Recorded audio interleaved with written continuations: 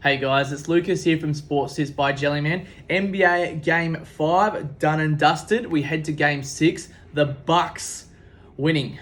Bucks winning Game 5 on the road. We said the series doesn't start until someone wins on the road, and the Bucks have done it. So 123 to 119. That big play at the end by Jrue Holiday stealing it and then alley-ooping it to Giannis Antetokounmpo.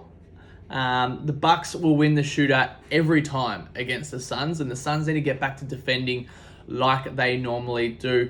Giannis, he was big again when he needed to be. Jrue Holiday actually scored and defended, so he's working both ends, defense and offense. And Middleton, just his clutch buckets, just knows when to score. Booker, another 40 points, not enough. His foul trouble was really costing, just silly fouls by him at crucial parts of the game. Paul was good in the fourth quarter, but really needs to get going alongside Booker throughout the game.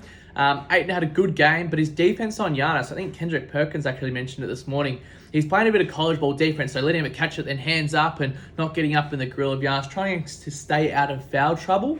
The big difference for us was the one guy off the bench for each team. So P.Connaughton came on, ended up being plus 10 in the plus-minus category. When C.Johnson came on, he actually ended up minus 19. So two guys off the bench where the other team's potentially going to target them and get the ball through them. So pick and roll, get that switch on defense. C.Johnson was shown up in that one. Key plays, as mentioned, Booker actually dunked on Giannis earlier in the game, but it was called back. After then, I think the Suns were actually up by about 16 points around that mark. And then after then, sort of Giannis crawled back into it, made some big plays. As mentioned, that Booker turnover into the Giannis alley-oop. And the third quarter run by the Bucks. So they were the three sort of key plays throughout the game that swayed a bit of momentum.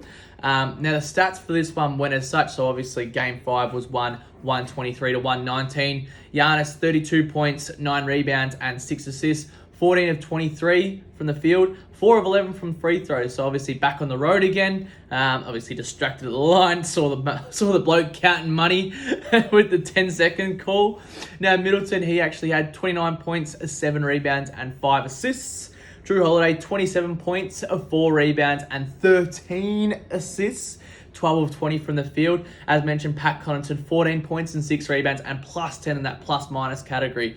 Booker, 40 points, 4 rebounds, 3 assists. Was actually plus 12 and one of the only Suns in the plus category. 17 of 33 from the field. Chris Paul, a better game than he has been. 21 points and 11 assists. 9 of 15 from the field.